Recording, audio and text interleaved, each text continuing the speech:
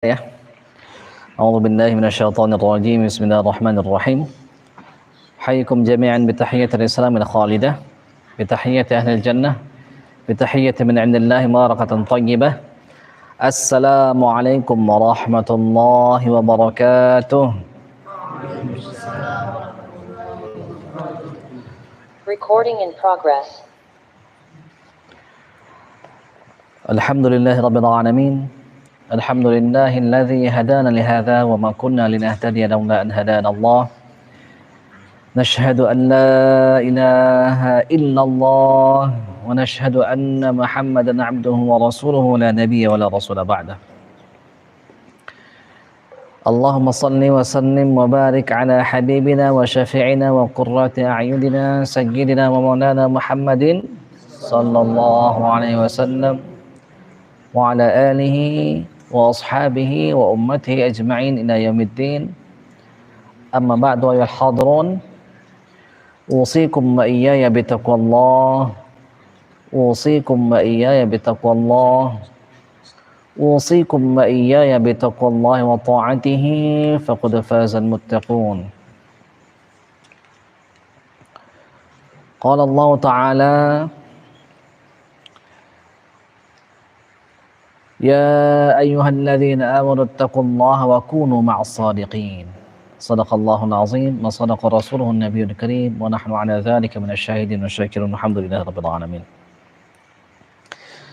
Allahumma anfa'na bima 'allamtana wa 'allimna ma yanfa'una warzuqna 'uluman tanfa'una wa na'udzu bika min 'ilmin la yanfa' wa min nafsin la tashba' wa min da'watin la yustajabu laha wa nas'aluka 'ilman nafi'a wa qalban khashi'a wa lisanan dzakira wa shifaa'an min kulli da'in wa saqmin wa 'amalan mutaqabbala wa rizqan halalan thayyiban. Ya Rabbana ya Rabbana ya Rabbana zidna 'ilman warzuqna fahman bi rahmatika allati wasi'at kulla syai'. Allahumma ya mu'allima Adam 'allimna wa ya mufahhima Sulaiman fahhimna. Rabbana atina rahmatan min 'indik wa 'allimna min ladunka 'ilma. Rabbana hab lana hukman wa alhiqna bis salihin waj'al lana lisana sidqin fil akhirin waj'alna min warathati jannatin na'im wa la tukhzina yawma yub'atsun yawma la yanfa'u malun wa la banun illa man atallaha biqalbin salim. Subhana rabbina rabbil izzati amma yasifun, salamun 'alal mursalin walhamdulillahi rabbil alamin. Alhamdulillah, kita bersyukur kepada Allah Subhanahu wa taala pada malam hari ini kembali kita bertafaqquh fiddin, kembali kita memperdalam ilmu kita tentang Al-Qur'an, dan kita bermohon kepada Allah Subhanahu wa taala mudah-mudahan hadirnya kita di majelis ini, baik yang di rumah maupun yang ada di masjid, kita sama-sama berharap mudah-mudahan Allah terima amal kita ini dengan penuh pengakuan bahwa banyak sekali kurangnya amal kita ini, dan kita merasa bahwa memang tidak layak untuk diterima, tetapi karena Allah tidak butuh kepada kita dan rahmatnya itu luas meliputi segala sesuatu, maka dengan hal tersebut kita memiliki sebuah roja, sebuah harapan, mudah-mudahan Allah Subhanahu wa taala menyempurnakannya. Allahumma amin ya rabbal alamin. Mari kita berselawat kepada Muhammad sallallahu alaihi wasallam, kepada para keluarga beliau, para sahabat beliau, dan kita berharap mudah-mudahan kita diizinkan oleh Allah Subhanahu wa taala untuk bisa menjadi pewaris beliau. Al-ulama'u warasatul anbiya. Ulama itu adalah pewaris para nabi. Ya, kalau misalnya kita bukan anak orang kaya sehingga kita nggak mewarisi harta benda yang melimpah ruah, tidak habis 7 turunan? Ada di sini yang ini anak orang kaya, 7 turunan nggak habis-habis kekayaannya. Tapi keturunan ke-8 ya. Ya, kita berharap kita mewarisi sesuatu yang lebih besar daripada sekedar harta dunia. Kita berharap mewarisi ilmu yang dapat menerangi hati-hati kita, ilmu yang dapat menerangi muka bumi ini, ilmu yang nantinya mudah-mudahan menerangi kita di akhirat. Allahumma amin ya rabbal alamin.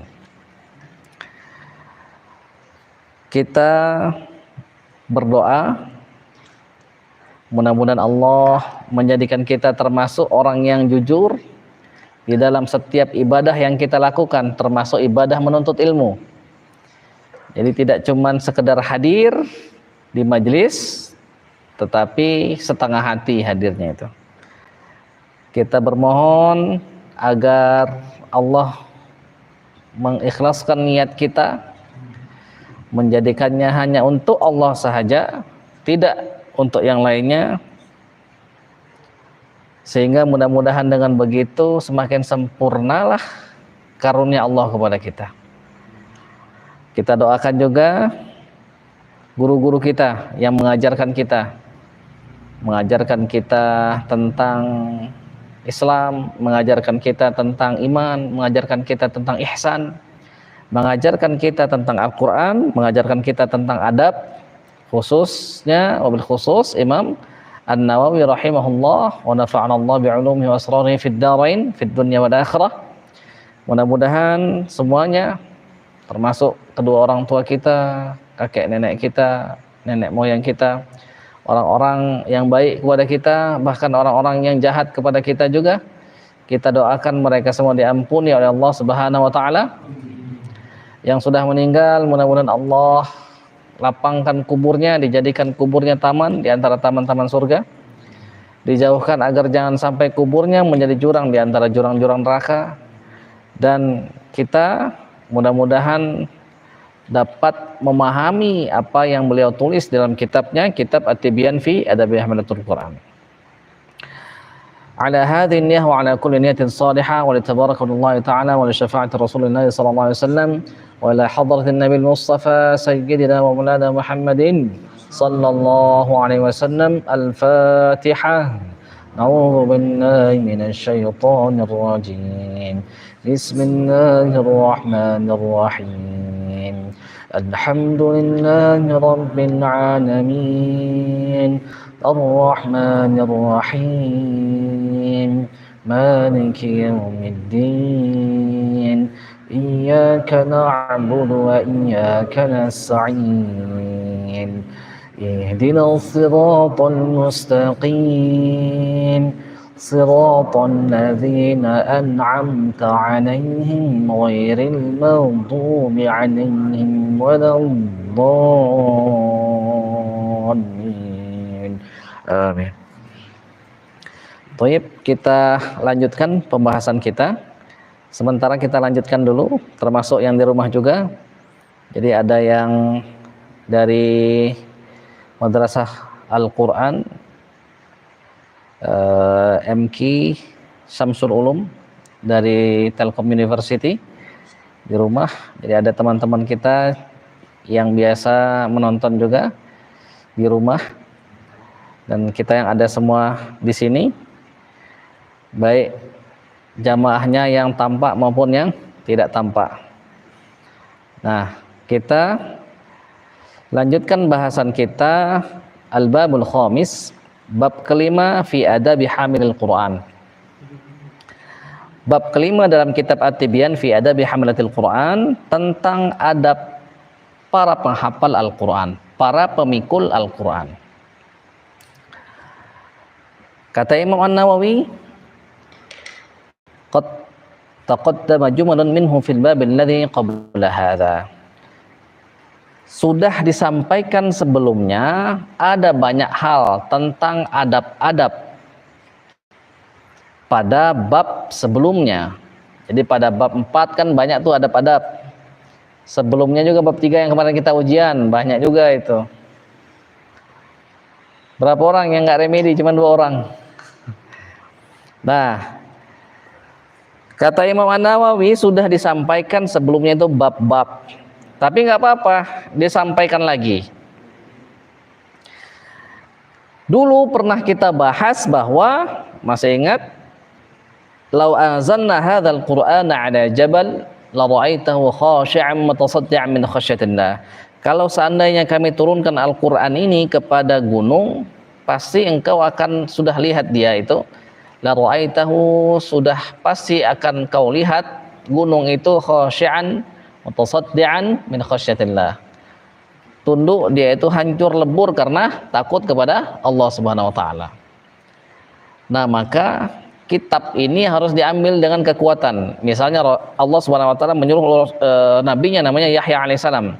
Ya Yahya, khudhil kitaba biquwwah. Wahai Yahya, ambil kitab itu dengan kekuatan. Nyuruh Sayyidina Musa juga sama begitu. Fakhudha biquwwah wa'mur qaumaka ya'khudhu bi ahsaniha. Ambil kitab itu dengan kekuatan. Jadi yang namanya kitab yang Allah turunkan itu berat. Dalilnya apa? Inna sanulqi 'alaika qawlan tsaqila. Kami akan turunkan kepadamu tuh perkataan yang akan kami nukilkan kepadamu, akan kami wariskan kepada kamu, pindahkan kepadamu apa? Qawlan tsaqila, perkataan yang berat. Maka Al-Qur'an ini berat. Pemikul beras, misal siapa suka beli beras? Anggi misalnya di sini. Bawa beras kemarin itu 25 kilo apa 20 kilo? 25. Nah, coba kalau disuruh Zaki yang bawa, bisa nggak kebawa Ki? Nggak bisa kebawa. Jadi butuh kekuatan untuk bisa mengangkat beras 25 kilo. Orang yang tidak punya kekuatan untuk bisa mengangkatnya, memikulnya, nggak bisa dia. Yang jadi apa? Diseret-seret sama dia itu. Kalau ada batu, paku atau apa, pecahlah beras itu, berhamburan. Loh, semakin lama kok semakin ringan. Ternyata sampai ke dapur sudah habis berasnya itu. Nah, Al-Quran juga sama. Dengan analogi yang seperti tadi, maka dibutuhkan juga kekuatan untuk bisa memikulnya itu. Bagaimana caranya? Dengan apa? Dengan iman. Dengan apa lagi? Dengan adab. Dengan apa lagi? Ya, dengan kekuatan. Kekuatan apa? Kekuatan iman, terus kekuatan adab. Karena adab inilah yang menghantarkan kita kepada ketakwaan. Ketakwaan menghantarkan kita kepada kesyukuran. Kesyukuran yang akan membawa kita pada limpahan karunia Allah Subhanahu wa taala. Salah satunya adalah surganya Allah Subhanahu wa taala. Salah satunya adalah yang paling kita harapkan bagaimana kita diperkenalkan oleh Allah Subhanahu wa taala dirinya. Ingat, bagaimana caranya agar kita bisa memikul Al-Quran? Dengan apa? Afif, dibantu coba. Dengan apa? Nah, dengan salah satunya bisa kita tambah kekuatan kita itu dengan adab. Karena adab menghantarkan kita kepada ketakwaan. Coba kita beradab kepada Allah Subhanahu wa taala. Bagaimana kita beradab kepada Allah Subhanahu wa taala? Dengan menjaga diri kita, menjaga sikap kita, menjaga tingkah laku kita, menjaga amal kita. Beradab karena Allah sudah memberikan penglihatan melalui mata kita. Caranya dengan tundukkan pandangan salah satunya. Sama teman-teman yang di rumah juga, apalagi yang masih kuliah, banyak cobaannya itu. Kalau yang teman-teman di sini ya tidak terlalu banyak. Ketemunya ya santri-santri lagi. Kecuali memang berniat untuk mencari keliling. Nah, kalau teman-teman di kampus pasti cobaannya lebih berat. Makanya caranya beradab kepada Allah dengan bertakwa, menundukkan pandangan salah satunya. Nah, disinilah kita sekarang membahas tentang adab. Lagi-lagi adab. Tujuannya apa tadi, Zaki? Dengan beradab, maka kita akan bertakwa. Adab menghantarkan kita kepada ketaatan-ketaatan, ketakwaan-ketakwaan. Ketakwaan menghantarkan kita kepada kesyukuran. Kesyukuran itu yang akan mendatangkan limpahan karunia Allah Subhanahu wa taala. Jelas sampai sini? Maka disinilah kita. Nah, kalau adab kita bagus, maka insya Allah kekuatan kita akan bertambah. Kekuatan kita akan ditambah oleh Allah Subhanahu wa taala. Kenapa? Karena kita semakin bertakwa, semakin bersyukur. La in syakartum la azidannakum. Kalau kamu bersyukur, pasti akan benar-benar aku tambah, katamu. Tetapi kalau kufur, wala in kafartum, apa yang didapatkan Laif? Kalau kufur, nikmat apa yang didapatkan? Apa? Wala in kafartum inna azabi lasyadid. Sesungguhnya azabku sangat pedih. Maka disinilah kita. Nah, kata Imam An-Nawawi, wa min adabihi, di antara adab-adab hamilul Quran, orang yang memikul Al-Quran. Jadi kalau misalnya orang yang memikul beras, ada nggak adab-adabnya? Kalau kita baca, jangan digancu katanya. Digancu itu diapain? Ada kan beras, jangan digancu. Maksudnya jangan apa? Jangan pakai yang besi yang tajam itu untuk ngangkat supaya cepat itu. Jangan, tapi angkat yang benar. Atau kalau misalnya kita lihat ini fragile, jangan dihempaskan fragile. Kan ada tuh gambar gelas pecah itu. Fragile itu apa artinya? Rapuh, gampang pecah. Nah, itu adab-adabnya dalam mengangkat barang. Kalau elektronik, coba kita lihat sini. Susah mana, banyakan mana aturan adabnya ngangkat barang elektronik, atau misalnya ngangkat apa ya? Apa? Piring, ini jangan piring lah. Apa? Baju, pakaian. Nah, pakaian. Kan ada tuh teman-teman yang bekerja di delivery service, GoSend misalnya, GrabSend atau Shopee dan segala macam. Coba banyak mana aturannya barang elektronik atau pakaian? Elektronik. Banyak aturan-aturannya itu. Kenapa? Kalau kehujanan repot. Kalau pakaian bisa dimasukkan ke dalam jok kalau sedikit pakaiannya. Tetapi lebih simple. Maka semakin berharga barang itu, aturannya semakin banyak. Jelas sampai sini? Maka karena kita memikul Al-Quran, aturannya banyak, aturannya lebih banyak. Maka kemarin kita bahas, kalau kita sedang mengaji, menghafalkan Al-Quran, adabnya kemana? Menghadap ke kiblat salah satunya itu. Bersuci dulu. Kalau kita baca buku yang lain, tidak sekuat Al-Quran dianjurkannya untuk menghadap diri kita ke kiblat. Sunnahnya begitu. Banyak aturannya, semakin mulia semakin berat aturannya itu, semakin banyak aturannya. Nah, di antara adab-adabnya adalah yang pertama, ayyakuna ala akmalil ahwal wa akramis syama'il. Hendaknya seorang yang memikul Al-Quran, yang ada di dalam dadanya itu Al-Quran, Laif, seseorang yang ada di dalam dadanya itu Al-Quran, hendaklah berada pada ahwal yang paling sempurna. Ahwal itu apa? Keadaan. Keadaan yang paling sempurna. Bagaimana keadaan yang paling sempurna itu? Bagaimana keadaan yang paling sempurna itu? Tadi perasaan senyum-senyum, lari-lari tadi, ketawa-ketawa habis isya tadi. Ngantuk? Enggak. Apa coba keadaan yang paling sempurna apa? Yang di rumah mungkin? Keadaan yang paling sempurna itu ada seorang wali Allah yang sangat terkenal sekali. Yang Umar pun diminta oleh Rasulullah SAW minta doa ke dia. Siapa? Uwais al-Qarni. Ketika ditanya, bagaimana kabarmu? Bagaimana? Kaifa haluk?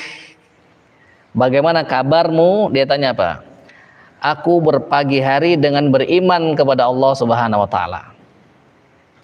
Dan aku berpagi hari tanpa menduga aku akan hidup sampai sore hari. Dan seseorang yang cerdas itu adalah dia tidak akan merasa aman, dia tidak akan merasa tenang sampai kemudian nanti ketika di hari kiamat dia dikatakan oleh Allah Subhanahu wa taala, masuklah ke dalam surga, engkau sudah berhasil, engkau sudah bahagia, engkau sudah beruntung. Jadi kata Uwais al-Qarni begitu. Jadi berpagi hari dengan beriman kepada Allah dan Rasul-Rasulnya, beriman kepada malaikat, beriman kepada semua kitab, beriman kepada hari akhir, beriman kepada qada dan qadarnya Allah Subhanahu wa taala. Dan dia selalu was-was, dia selalu khawatir dia nggak akan sampai kepada sore harinya. Makanya kemarin tadi waktu khutbah Jumat kita bahas tentang Imam Ash-Shibli, namanya Abu Bakar Ash-Shibli. Zikirnya itu Allah, dia bilang Allah, Allah, Allah. Ditanya, kenapa engkau nggak pernah sebutin la ilaha illallah? Dia bilang apa coba? Nah, kata dia, karena aku tak benar, Habib, karena aku takut meninggal. Pas aku ucapkan la ilaha, aku takut meninggal. La ilaha itu kan nafi, penidaan. Jadi kalimat tauhid itu terdiri dari dua sisi, dua hal. Yang pertama itu kalimatun nafi namanya, nafi. Kalimat peniadaan, pengosongan, penghilangan. Jadi tidak ada Tuhan. Kalimat yang kedua kalimat isbat. Isbat itu apa? Pemantapan, illallah. Bayangkan berapa menit coba, berapa detik, nggak sampai menit, berapa detik la ilaha illallah, berapa detik, dia nggak berani itu. Kenapa? Karena dia nggak duga satu detik ke depan dia hidup. Nah itulah akmalil ahwal itu. Coba kalau misalnya kita nggak yakin kalau satu detik ke depan kita hidup, berani nggak maksiat? Nggak usah maksiat, berani nggak kita melakukan sesuatu yang lago, yang sia-sia? Berani nggak kita? Nah nggak berani. Maka itulah akmalul ahwal, sesempurna-sempurna keadaan. Berat nggak? Makanya ada seorang sahabat datang ke Rasulullah SAW, dijelaskan oleh Rasulullah SAW. Terus kemudian dia pulang ke rumah. Akhirnya lupa dia terhadap apa yang disampaikan oleh Rasulullah SAW. Ketemu Abu Bakar, aku nih sudah munafik katanya. Tuh, kenapa engkau berkata begitu? Iya, waktu ada di majelis Rasulullah SAW, waktu aku berada di majelis Rasulullah SAW, aku merasa seolah melihat surga dan neraka. Benar-benar beriman kepada Allah, itu benar-benar nyata bahwa ada akhirat itu. Tapi pas pulang ke rumah bersenda gurau lagi dengan anak dan istri. Apa kata Rasulullah SAW? Sa'atan, sa'ah. Sesaat, maksudnya apa? Sesaat, kadang kita taat, ingat kepada Allah, kuat iman kita. Kadang-kadang kita juga karena manusia biasa, ya butuh juga hiburan-hiburan. Piknik misalnya, jalan-jalan, healing apa itu. Anak-anak zaman sekarang healing. Baru healing sudah stres lagi. Baru healing paginya, malamnya udah stres lagi, udah galau lagi. Healing terus ini jadinya. Jadi sesaat. Tetapi kalau misalnya engkau selalu berada dalam keadaan seperti engkau bersamaku, kata Rasulullah SAW, maka pastilah malaikat akan menyalamimu. Akan tetapi yang demikian itu sangat jarang terjadi, kata Rasulullah SAW. Nah itu yang disebutnya akmalil ahwal. Catat dulu aja, ingat-ingat dulu, bertekad untuk punya hal seperti itu. walaupun nggak tahu kapan. Kenapa? Akmal itu jamak dari kamil, paling sempurna. Akmal itu artinya paling sempurna. Isim apa aja? Isim tafdhil, paling sempurna. Terus wa akramis syama'il, semulia-mulia perilaku. Syamilatun syama'il, di sini ada kan kitabnya Syama'il Muhammadiyah. Syama'il Muhammadiyah karya Imam Abu Isa Muhammad Abu Isa At-Tirmidzi, Imam At-Tirmidzi. Jadi semulia-mulia perilaku. Bagaimana semulia-mulia perilaku itu? Ini contoh, Rasulullah SAW disihir oleh orang Madinah, oleh orang termasuk Ansor berarti kan. Tapi waktu itu dia belum bertobat. Disihir, bentuk sihirnya seperti mayang kurma. Ada 11 ikatan yang diletakkan di sumur. Datang 2 malaikat yang paling mulia, yaitu malaikat Jibril alaihissalam dan Mikail alaihissalam. Kenapa dia lagi disihir? Siapa yang masih disebutkan sebulan-bulan? Di mana sihirnya? Di sana, di sana. Akhirnya apa? Rasul singkat cerita nyuruh orang ngambil bukulnya itu, ngambil sihirnya itu di sumur.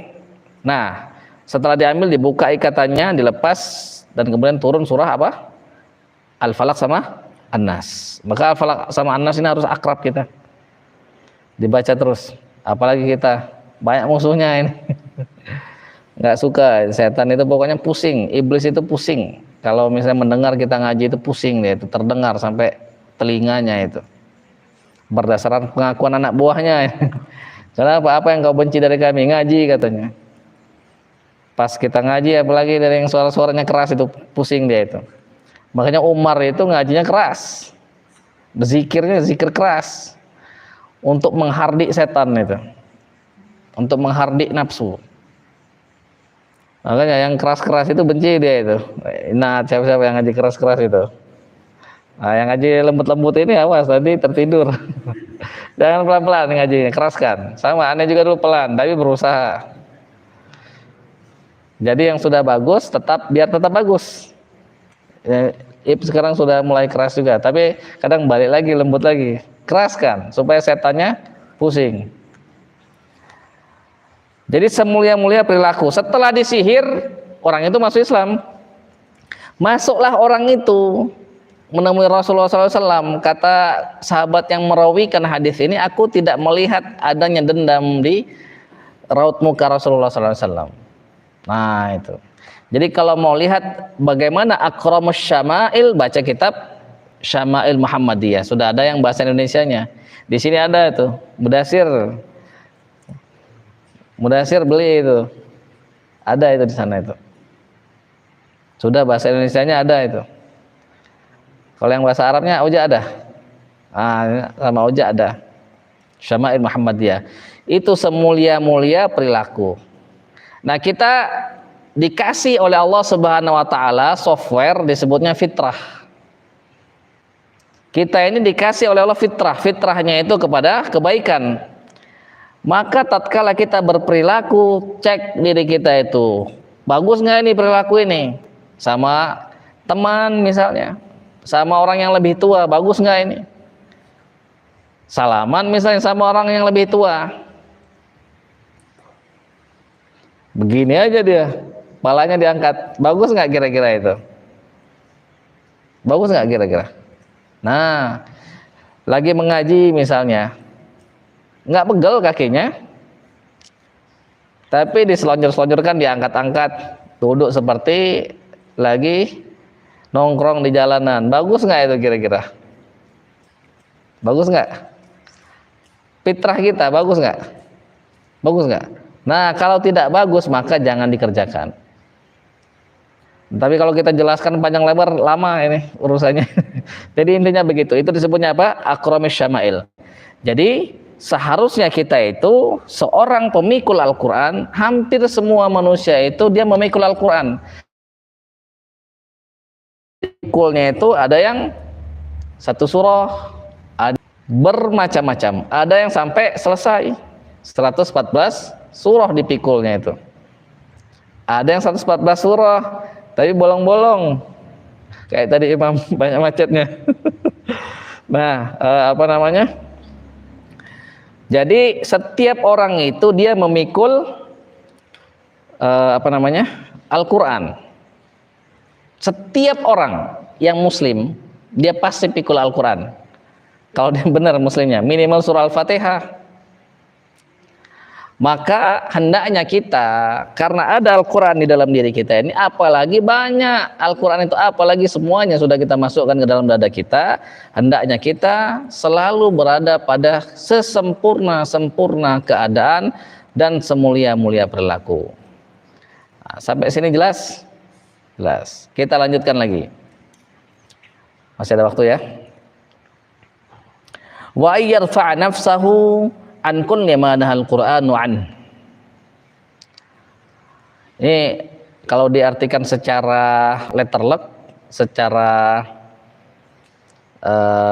apa namanya, kata per kata, dan hendaknya dia mengangkat nafsunya itu dari segala sesuatu, dari segala yang dilarang oleh Al-Quran. Jadi jangan mengerjakan apa yang dilarang oleh Al-Quran. Jangan lakukan apa yang dilarang oleh Al-Quran. Contohnya apa yang dilarang oleh Al-Quran? Contohnya wailun lil mutaffifin. Jadi larangan itu ada pakai fi'lun nahi, fi'lul amri lin nahi. Fi'lul amri lin nahi itu apa? Fi'l amr untuk larangan.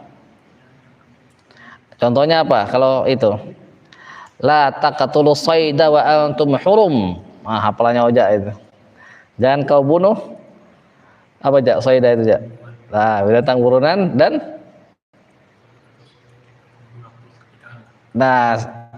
ketika engkau sedang ihram, jangan bunuh. Itu larangan. Tapi ada juga yang bersifatnya dikasih tahu kalau kita kerjakan dapat azab. Contohnya apa? Wailun lil mutaffifin. Celaka, neraka welah bagi orang-orang yang curang. Alladzina idza iktalu 'alan nasi yastawfun wa idza kaluhum aw wazanuhum yukhsirun. Kalau misalnya ditimbang sama orang dia pengen sempurna, kalau diperlakukan sama orang dia pengen diperlakukan dengan baik. Wa idza kaluhum aw wazanuhum yukhsirun. Kalau dia yang nimbang dia kurangin. Kalau dia memperlakukan orang dia pengen semau-mau gue. Nah, itu yang dilarang oleh Al-Qur'an. Atau apa lagi? Wailul likulli humazatil lumazah. Celaka, neraka welah bagi humazah dan lumazah. Orang yang suka mengumpat, orang yang suka menggibah dari belakang. Jadi humazah ngatain dari depan, lumazah ngatain dari belakang. Nah, itu. Ciri-cirinya apa? Alladzi jama'a mala wa'addada. Dia kumpul-kumpulkan hartanya itu, dia tidak hitung-hitung. Jadi orang yang punya banyak harta itu, makanya harta itu sebutnya malun, berasal dari kata malayamilu, miring. Otaknya miring jadinya. Yang suka ngumpul-ngumpulin harta, menghitung-hitungnya otaknya jadi miring. Kenapa? Dia merasa yahsabu annama lahu akhladah.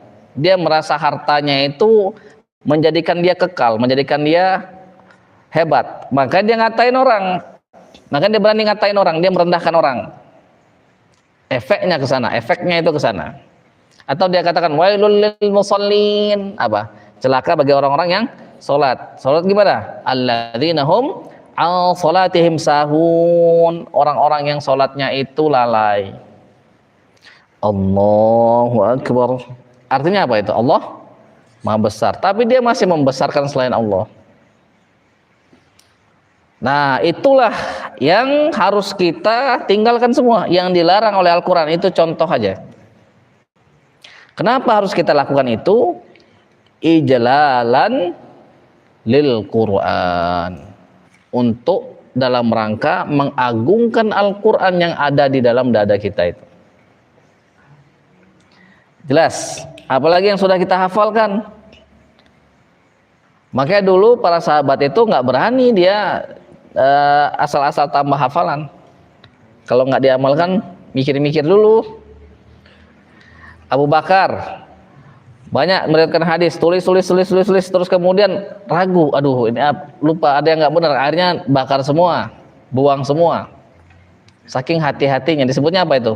Waro'. Disebutnya waro', saking hati-hatinya. Sampai sini jelas? Kenapa kita harus melakukan sesempurna-sempurna keadaan? Kenapa kita harus memiliki perilaku yang paling mulia? Kenapa kita harus meninggalkan segala yang dilarang oleh Al-Quran? Kenapa?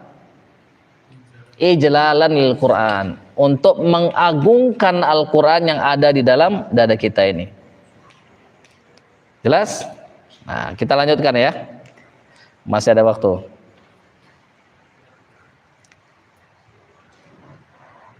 Wa ayyakuna masunan andanil iktisabi atau andanil aksabi syarifan nafs. Das itu dulu. Hendaknya dia itu meninggalkan profesi-profesi, pekerjaan-pekerjaan yang dani. Dani itu apa? Berasal dari kata sama dengan dunia. Dunia itu apa artinya? Rendah. Jadi orang yang menginginkan kenikmatan dunia berarti dia menginginkan kenikmatan yang rendah. Boleh nggak? Boleh jawabannya. Jawabannya boleh. Bersolawat misalnya supaya dapat rumah misalnya, boleh nggak? Boleh jawabannya. Tapi mohon maaf, nah, katakan kepada diri sendiri, mohon maaf, itu adalah dunia. Dunia itu apa? Rendah. Berarti seleranya selera yang rendah. Nah, ini dalil iktisab atau dalil aksab.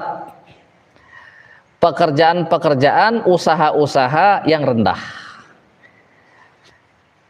Jadi hukum di dalam fikih itu ada yang disebutnya wajib, ada yang disebutnya sunnah. Nanti macam-macam dia, tingkatan-tingkatannya, nggak usah yang intinya aja, yang umumnya aja. Habis sunnah itu apa? Mubah. Habis mubah itu apa? Makruh. Habis makruh itu apa? Haram. Nah, yang dani ini, yang rendah ini, ya dari makruh ke haram, yang dibenci. Kalau yang mubah itu netral. Yang mubah netral, yang sunnah sama yang wajib itulah yang tinggi itu. Jadi kalau mau dijelaskan panjang lebar. Contohnya saja kata Allah, ya ayuhan nas kulu mimma fil ardi halalan thayyiban. Wahai sekalian manusia dan jin. Kalau an-nas itu kata ulama ahli tafsir bisa diartikan manusia dan jin. Karena dia itu tsaqulain atau tsaqulan. Kalau mansubnya itu tsaqulain. Kalau marfu'nya tsaqulan. Dua makhluk pemikul beban. Tsaqil berat artinya, tsaqalan pemikul beban berat, yaitu manusia dan jin. Makanlah apa-apa yang ada di muka bumi ini yang halal dan baik. Kenapa? Halalan thayyiban. Sama kemarin kita pernah kasih contoh seblak bagi orang yang baru sembuh misalnya. Kisah nyata. Halal, ya halal kalau misalnya uangnya yang dibeli pakai duit halal. Seblaknya juga ayamnya disembelih pakai menyebut nama Allah dan bukan yang mati tercekik, bukan yang bangkai. Disembelih halal. Tapi pedas. Kalau ketemu sama perutnya itu apa yang terjadi itu? Nah, yang terjadilah, yang penting lidah enak. Nah, itu nggak thayyib itu. Jadi segala iktisab atau aksab atau kasbun itu apa? Kasab ya, pencaharian, mata pencaharian yang tidak baik walaupun dia halal itu jangan dikerjain. Contohnya apa? Kemarin Anda kasih contoh apa? Sampah. Yang misalnya yang sampah halal baik nggak? Itu yang disebutnya kurang baik itu kenapa? Mendatangkan penyakit dan segala macam. Oh tapi Pak Ustadz, kalau kita membersihkan sampah, iya, nggak apa-apa. Atau kalau misalnya kita ingin merendahkan diri, itu beda lagi. Ini kan kita bicara tentang umum, yang umum. Nah itu adalah contohnya. Terus apa lagi? Yang berkaitan sama yang makruh-makruh lah. Mohon maaf ini, misalnya yang ahlu hisab ini, ya, yang ahlu hisab apa hukumnya itu? Antara makruh sampai dengan haram. Tadi kan kita netral nih, netral disebutnya apa? Mubah. Ada nggak yang bilang ngerokok itu sunnah? Ada nggak satu ulama? Nggak ada. Yang bilang mubah? Nggak ada. Yang bilang makruh? Ada. Yang bilang makruh, yang bilang haram? Ada. Nah berarti dia ada nih, yang berkaitan sama itu jauhi berarti. Terus apa yang dibenci oleh malaikat? Utsman bin Affan itu pernah waktu itu ketika beliau jadi khalifah kan sekaligus imam. Menjadi khalifah sekaligus imam, ada anak muda, ada seorang pemuda masuk ke masjid. Kata dia, wahai anak muda, engkau telah menyakiti malaikat. Tahu kan riwayatnya? Kenapa menyakiti malaikat? Karena mulutnya bau. Karena mulutnya bau. Bau jengkol, petai, jaki, hoyong petai, jigong apa lagi, dan lain-lain lah, yang sejenis-jenisnya itu halal apa enggak? Makruh ya. Halal, boleh dimakan tapi makruh. Hah? Ya, kan yang menyebabkan makruhnya itu karena baunya itu. Ya tapi merusaknya, merusak apa? Merusak kesehatan, merusak kantong, bahaya. Jadi banyak sudut pandangnya itu. Jadi satu bab nggak lewat ya, satu bab nggak kena, bab yang lain masih tetap kena. Bagaimana kalau lagi ngepep, meledak pepnya itu? Masih bisa ngaji nggak nanti misalnya? Ada nggak yang meledak-meledak? Pak Irfan, ada yang meledak pep ya? Oh itu meledak ya. Nah ya itu, awas meledak di mulut nanti gimana? Karena ngaji ini amalan mulut, maka yang membuat mulut kita ini tidak enak dicium dijauhi sebisa-bisanya. Misal wah pengen sekali semur jengkol itu, wah, nikmat sepertinya itu. Hati singa katanya. Wah, cuman sudah tahu kalau misalnya ini bahkan keluar bau misalnya, maka sebaiknya gimana? Bagi seorang hamilul Quran sebaiknya ditinggalkan, karena malaikat nggak suka yang bau-bau itu. Kan kita baca sebuah riwayat, ada banyak itu riwayatnya itu, termasuk ada asar sahabat. Pas kita ngaji, kita bersiwak, maka malaikat tempelkan. Antum pernah kerasa nggak mulutnya ditempelin sama malaikat? Belum ya? Ya, mudah-mudahan nanti dapat ini rasa gimana rasanya itu dicium sama malaikat. Belum ya? Belum ada. Makanya bersiwak. Siapa di sini nggak punya siwak? Yang di rumah juga siapa nggak punya siwak? Ahlul Quran harus punya siwak. Ya, beli 10.000 paling 7.000, 5.000. Ini punya aneh 5.000. Hilang, aneh beli banyak-banyak, udah tahu bakal sering hilang. Makanya cadangan banyak cadangan ini. Beli ini berapa? 5.000 rupiah. Masa beli cimol bisa, beli siwak nggak bisa. Cimol beli banyak-banyak nih. Dulu ada teman kita beli cimol, oh jauh-jauh beli cimol, rupanya ada masuk terselubung ternyata. Astagfirullahaladzim. Ya, mudah-mudahan salah ya. Ya, alhamdulillah. Yang penting bersedekah ya, membantu orang mencari nafkah ya, bagus, nggak apa-apa. Kenapa jauh-jauh ke sini beli cimol ini? Ada udang ternyata. Lagi main petak umpet. Ya, kita lanjutkan. Jelas ya? Jadi itu aneh kasih kisi-kisinya aja. Kisi-kisi tahu nggak? Gambaran secara umumnya. Nanti antum sendiri yang harus memahaminya. Ya, Ib. Ya, dikasih kisi-kisinya. Jelas semua? Jelas ya, yang di rumah jelas? Ya, mudah-mudahan jelas. Jadi kita tinggalkan itu segala yang hina-hina. Nah, pertanyaannya, kalau ada yang dani berarti ada yang ulia. Kalau ada yang rendah, ada yang tinggi berarti. Apa yang tinggi itu? Nah, yang tinggi itu yang menjadikan kita itu bertawakal full kepada Allah Subhanahu wa taala. Maka kata Rasulullah SAW dalam sebuah riwayat itu, profesi yang paling baik adalah bercocok tanam. Kenapa? Nah, Bapak aneh bercocok tanam dulu. Berhasil. Kenapa? Orang yang bercocok tanam itu seharusnya dia lebih bertawakal kepada Allah. Coba sekarang aneh tanya, Pak Erpat coba. Karyawan sama petani, mana yang lebih pasti dapatnya per bulan itu? Nah, karena karyawan itu lebih pasti dalam pendapatannya, maka biasanya ketawakalannya menjadi berkurang atau bahkan hilang sama sekali. Maka banyak nih ketemu orang-orang yang bilang, wah kalau saya nggak jadi TNI, misalnya nggak punya rumah saya ini. Wah kalau misalnya Bapak bukan pekerja Pertamina, kamu nggak bisa makan makanan enak begini. Wah itu aneh, banyak ketemu orang-orang begitu. Padahal dia makan enak, siapa yang kasih rezeki? Allah bisa kasih rezeki karena dia kerja di Pertamina, bisa juga kasih rezeki makan enak tanpa kerja, bisa. Jangan pula kita berpikir, wah kalau begitu aneh, mending nggak usah kerja aja. Itu salah itu. Bukan begitu, tapi kita harus berusaha sungguh-sungguh. Tangan di atas lebih baik dari tangan di bawah.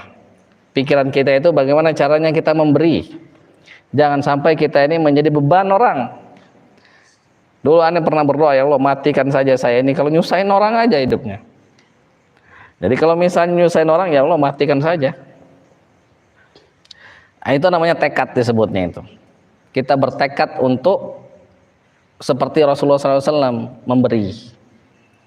Bahkan tangannya itu lebih cepat daripada angin. Jelas sampai sini? Jelas ya? Terus pekerjaan yang dihasilkan oleh tangan sendiri. Seperti Nabi Daud bikin apa?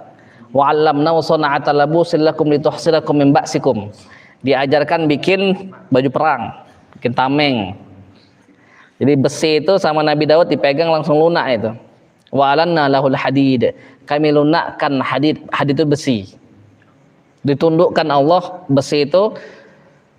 Nabi Daud bisa menguasai besi itu. Ada yang bilang pakai api, ada yang bilang enggak, pakai tangannya. Ya, kalau seorang nabi ya pakai tangannya. Dari sanalah dia makan, ngasih nafkah anak istrinya dari kerjanya itu. Bikin baju besi itu. Nabi Daud. Jadi bukan dari jizyah, bukan dari pajak. Dia kan raja. Bayar. Enggak begitu. Nah, jelas sampai sini. Jadi kalau misalnya kita sudah tahu itu, bertekadlah.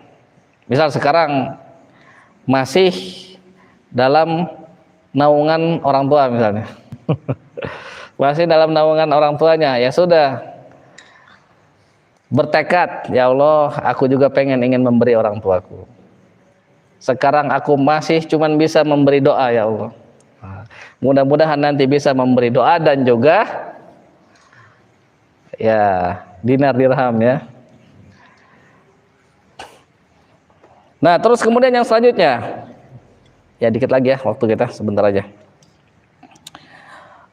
Syarifan nafs, nafsunya itu harus mulia. Emang nafsu ada yang mulia? Nafsu itu ada yang mulia nggak? Ada, ya betul. Nafsu yang mulia itu setidaknya dia nafsul malhamah, nama disebutnya itu. Mulhim, namanya al-malakul mulhim, malaikat yang memberi ilham. Alhama yulhimu, malhamah maksudnya itu diilhami. Jadi nafsu yang paling rendah nafsul ammarah, Di atasnya nafsul lawamah. Ammaroh itu ammar, amaro ya'muru artinya menyuruh. Nafsul ammarah inna nafsa la ammarah bisu. Sesungguhnya nafsu itu nafsu cenderung nyuruh. Banyak dia nyuruhnya itu ammar, ammar bukan amir tapi ammar, tukang nyuruh. Nyuruhnya itu sering sekali bisu kepada yang buruk. Jadi kalau misalnya kita pengen yang buruk-buruk terus, misal mata kita ngelihat Al-Qur'an 1 menit sudah tertidur misalnya. Atau 1 jam, setengah jam sudah tertidur. Tapi kalau misalnya nonton Boboiboy misalnya, wah tahan itu 4 jam 5 jam. Kalau nggak habis jatahnya misalnya terus itu. Contoh aja. Atau misalnya ngeliatin IG misalnya, scroll ya IG ya, scroll dia, tahu-tahu udah 2 jam nggak kerasa. Coba kalau ngaji, ya Allah lama sekali di satu halaman nggak selesai nggak beres-beres ini. Nah itu ammaroh disebutnya itu, nyuruh kepada yang jelek. IG ada yang bagusnya, cuman yang kita bicarakan ini yang buruk-buruk dulu, yang bikin lalai. Ada bagusnya memang. Tapi mana lebih bagus? Nge-IG, nge-medsos, atau ngaji? Mana? Menurut fitrah antum, Beb? Nah, ngaji. Berarti masih nggak error fitrahnya ini. Nah, terus kalau lawamah itu apa? Lawamah itu dia sering mencela. Lawamah itu juga sama, superlatif juga dia. Lawamah itu dia mencela dirinya itu. Dia pengen baik, hatinya itu pengen baik, tapi tadi kan kita kan Rabbi habli hukma. Dia sudah tahu hukma, dia sudah tahu mana yang baik, tapi dia belum termasuk orang-orang soleh. Kan Rabbi habli hukma wa alhiqni bisolihin tadi kita. Ya Allah berikan aku ilmu yang bisa menunjukkanku mana yang benar, mana yang salah. Wa alhiqni bisolihin. Masukkan aku ke golongan orang-orang soleh. Artinya orang-orang yang mengamalkan ilmu-ilmunya tadi itu, yang baik-baik diamalkan oleh dia. Nah lawamah ini dia tahu mana yang baik, tapi dia belum termasuk orang-orang soleh karena dia masih cenderung melakukan sesuatu yang bertentangan dengan keinginan baiknya tadi itu. Misal sudah bertekad bangun tidur, pas tidur misalnya, aneh malam ini mau 3 juz sholat tahajud, misal bertekad, tiba-tiba dibangunkan Allah 1:30, kuat yang benar tekadnya itu. Habis itu, bentar lagi lah, tahu-tahu Allahu Akbar. Nah, itulah akhirnya dia marah, mencela dirinya itu. Gagal lagi, gagal maning, gagal lagi. Itu dia cela dirinya itu. Itulah lawamah, sudah naik dia. Tadi kan dia mau nyuruh yang buruk-buruk, tapi ini sudah mau yang baik tapi belum mampu melakukan. Wah. Kenapa ngajinya kurang terus? Oh, karena ini begini nih. Besok sudah tidak lagi akan melakukan yang salah-salah. Maka apa? Bertekad. Tiba-tiba besokannya ngulang lagi. Lusanya ngulang lagi, evaluasi pekanan. Sama dengan evaluasi sebelumnya itu. Itu akhirnya dia kesel, gregetan. Dia kesal. Kenapa kiwe? Berarti apa? Lawamah dia itu. Nah, syarifan nafs itu sebenarnya dia masuk kepada yang terakhir itu, yang radiyah mardiyah, yang nafsu itu dia ridho kepada Tuhannya dan diridhoi oleh Tuhannya, dan nggak mungkin dia itu bisa meridhoi Allah kecuali Allah sudah ridhoi dia dulu. Radhiyallahu anhum wa radu'an, ada nggak? Radu anhu wa radhiyallahu anhum, ada nggak begitu? Nggak ada kan? Di dalam Al-Quran apa? Radhiyallahu anhum dulu, Allah ridho kepada mereka, wa radu'an, karena Allah ridho kepada mereka maka mereka ridho kepada Allah.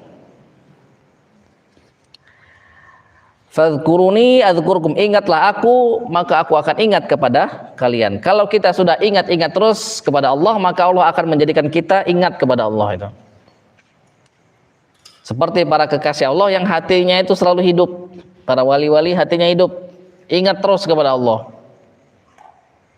Kata Allah, ma ja'alallahu lirajulin min qalbaini fi jawfi. Allah tidak pernah menjadikan ada dua hati di dalam ini rongga dadanya ini.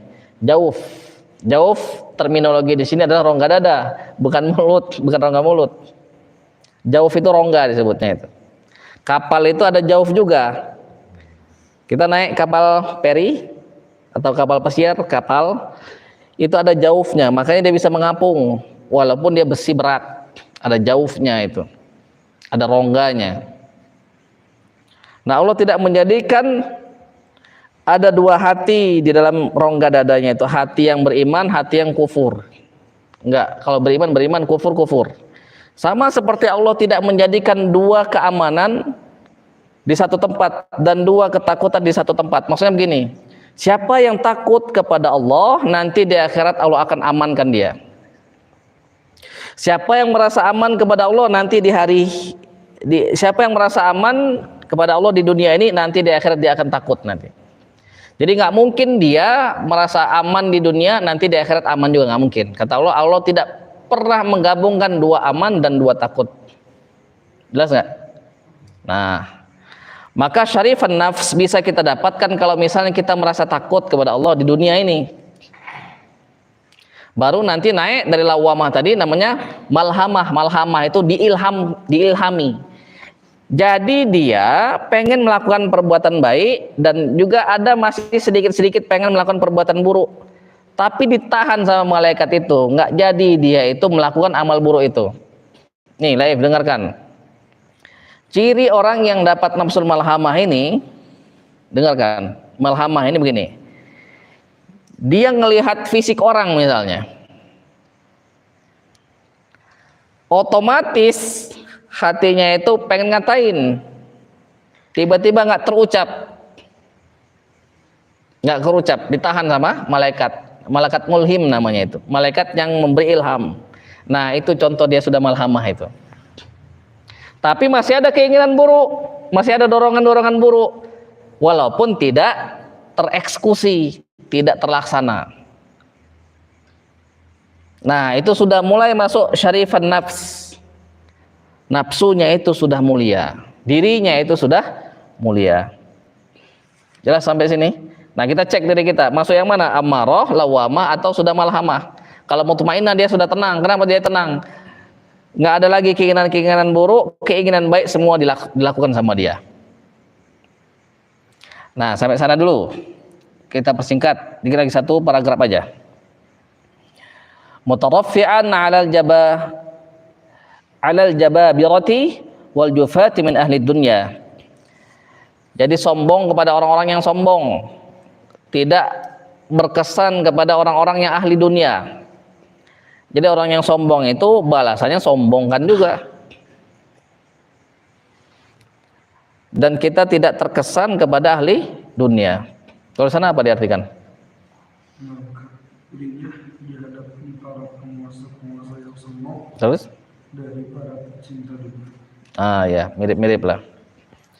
Jadi kita nggak usah terkesan sama orang yang punya dunia, nggak. Jangan. Kita punya sesuatu yang lebih mahal daripada itu. Kita punya sesuatu yang lebih hebat dari itu. Kalau kita sudah dikasih Al-Quran, masih pengen sesuatu yang orang punya, dia sudah merendahkan Al-Quran.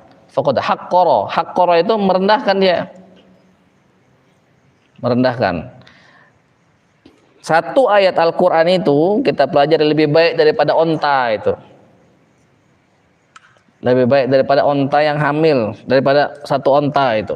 Kalau dulu kan onta itu apa namanya? Tunggangan yang mewah, yang paling mewah ya onta.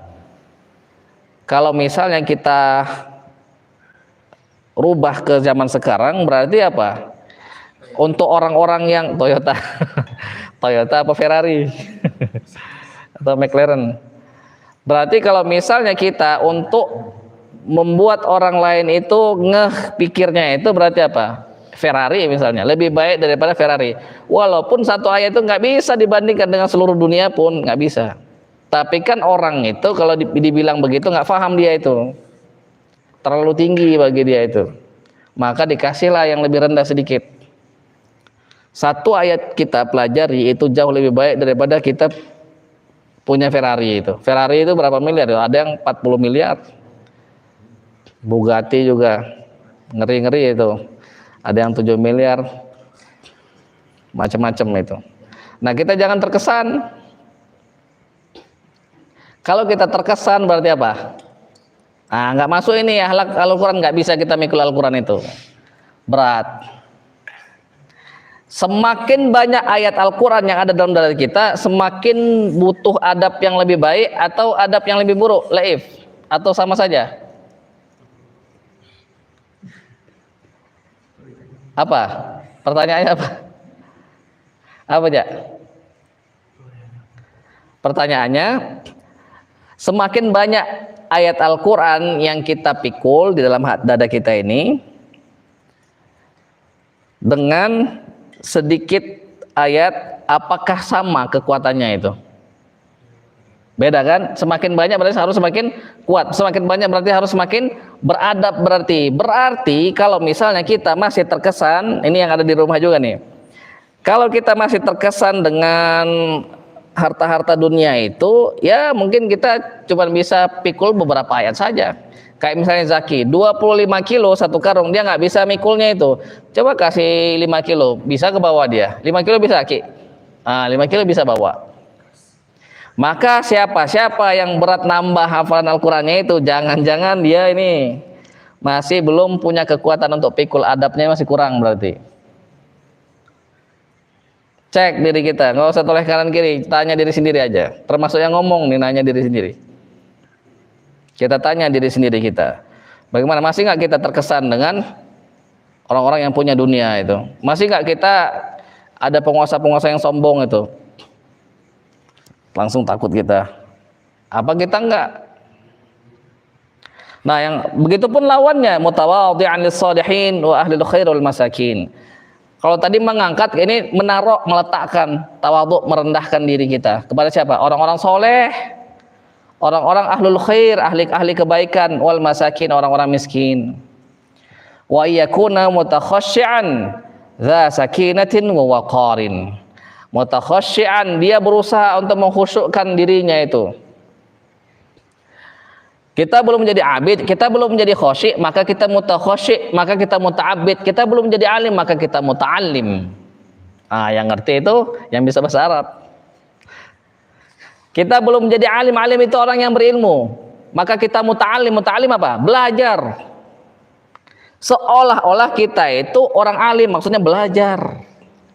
Kita belum menjadi abid. Abid itu orang yang ahli ibadah. Dulu ahli ibadah itu 80 tahun beribadah tanpa henti, itu baru disebut ibadah. Abid itu dulu, zaman dulu itu berat, zaman Bani Israel itu. Makanya kalau kita ini, muka-muka kita ini hidup di zaman Bani Israel. Nah, jadi ya Afan tadi, teman-teman di MK, jadi kita harus punya sakinah, punya ketenangan. Kenapa kita tenang? Karena kita sudah dijanjikan oleh Allah mendapatkan sesuatu yang terpuji. Kalau misalnya yang menjanjikan kita itu selain Allah, bolehlah kita ragu. Misal Oja menjanjikan, nanti antum semua akan aneh umrohkan misalnya, kata Oja gitu. Antum percaya apa ragu-ragu kira-kira? Kalau misalnya yang menjanjikan itu selain Allah, tapi ini Allah yang menjanjikan kita, maka seharusnya kita tenang, karena yang menjanjikan kita itu adalah Rabb semesta alam. Terus wa waqarin, punya wibawa, punya karisma, berwibawa. Berwibawa itu gimana? Maksudnya apa berwibawa? Karena kita takut kepada Allah, maka orang-orang takut kepada kita. Kalau kita nggak takut kepada Allah, ya kita nggak punya wibawa. Orang sampai banyak datang ke dukun apa segala macam. Aneh beberapa ketemu itu. Untuk apa? Untuk minta wibawa itu, pakai jin itu. Jin itu yang bikin dia wibawa. Kenapa? Oh, dia wibawa. Jadi wibawa itu ternyata ini apa namanya? Sesuatu yang diinginkan oleh banyak orang. Baik dia itu dengan cara yang benar, cara mendapatkannya, atau dengan cara yang salah. Tapi untuk mendapatkan waqar itu cukuplah kita dengan takut kepada Allah. Takut kepada Allah, maka takut nanti orang-orang kepada kita, makhluk-makhluk kepada kita. Nah, mungkin ini dulu satu paragraf yang kita bahas ya. Teman-teman yang di rumah maupun yang di sini, silakan kalau misalnya mau ada yang didiskusikan, boleh? Ya, Oja. Kan berarti kalau misalnya kata Daniel Istiqsa, Dan istighfar. berarti intinya mah bukan profesinya tapi di dalam profesi itu ketakwaannya. Ya, di dalam profesi itu mengandung sesuatu yang makruh, apalagi yang haram. Terus kemudian dengan melakukan profesi itu menjadikan ketawakalan kita kepada Allah berkurang. Itu Daniel Ikhtisab itu. Nah, kalau misalnya halal tapi kita jadi kan setiap pekerjaan profesi mungkin ada cenderung masih haram, kayak misalnya pejabat mungkin bisa korupsi, Ya. terus yang lainnya. Hmm. Kita misalnya ada suatu profesi yang mungkin mau nggak mau harus kesana gitu misalnya. Misalnya pengacara. Ya, Itu gimana gitu ya? tapi kita nggak yakin sama diri sendiri. Bisa nggak gitu ya? Kayak apakah kita apakah gimana jauh dari sekarang di tindakan walaupun dulu misalnya dicabut. Ya. Nah, ini dengerin. Ini ada yang tanya tentang Daniel Ikhtisab ya. Jadi profesi-profesi yang rendah tadi itu bagaimana? Yang tadi sudah dijelaskan bahwa apakah mengandung unsur makruh, apakah mengandung unsur haram. Apakah ada, jadi dalam setiap profesi itu pasti ada itu. Segala profesi tidak ada yang murni 100% baik, nggak ada. Makanya ada zakat. Makanya ada zakat di sana itu. Nah, sekarang kita hitung-hitung aja. Lebih banyak baiknya atau lebih banyak buruknya. Jadi memang ada profesi-profesi itu yang memang harus diisi. Kalau nggak diisi nanti repot kita. Contohnya DPR misalnya. DPR itu yang bikin kebijakan loh, bikin peraturan. Nah, kalau misalnya yang bikin peraturannya, mohon maaf, misalnya orang yang nggak soleh semuanya, peraturannya bakal bagus nggak kira-kira? Nah, peraturan atur, maka harus ada yang mengisi di sana juga.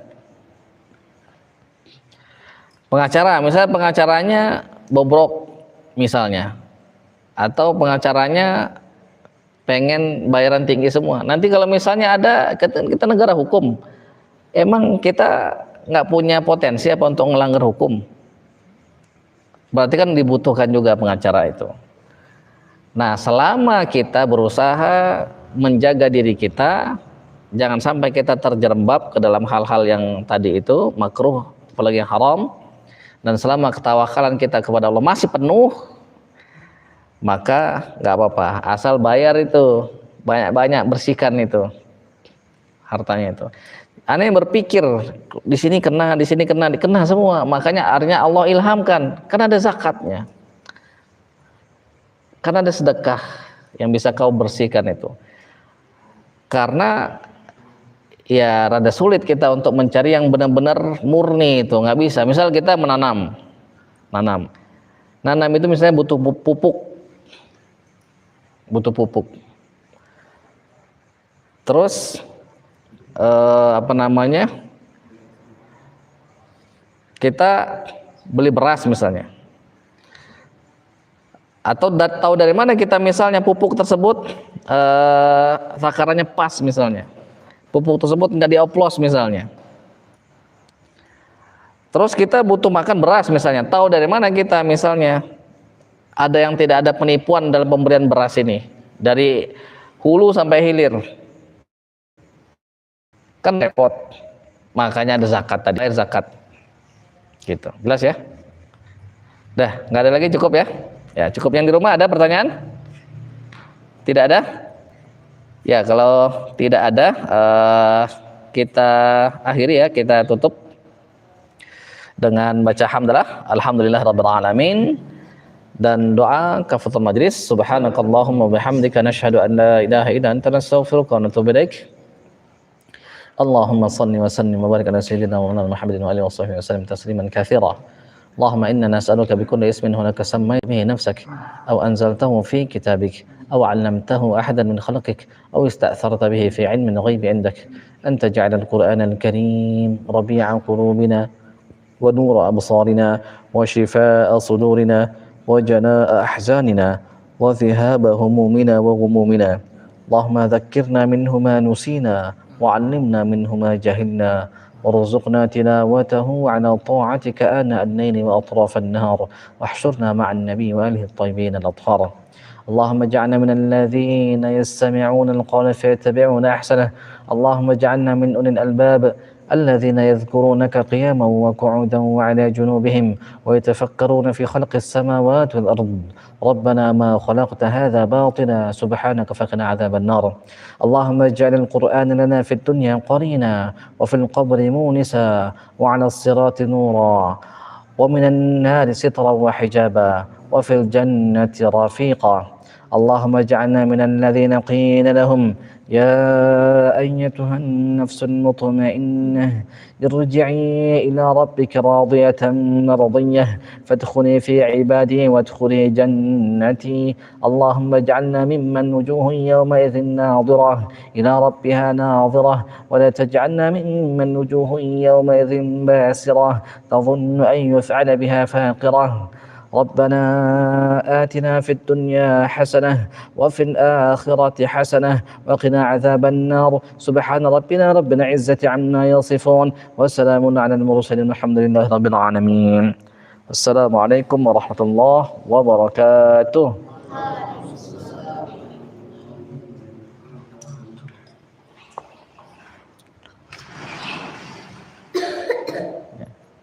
Izin pamit ya semua.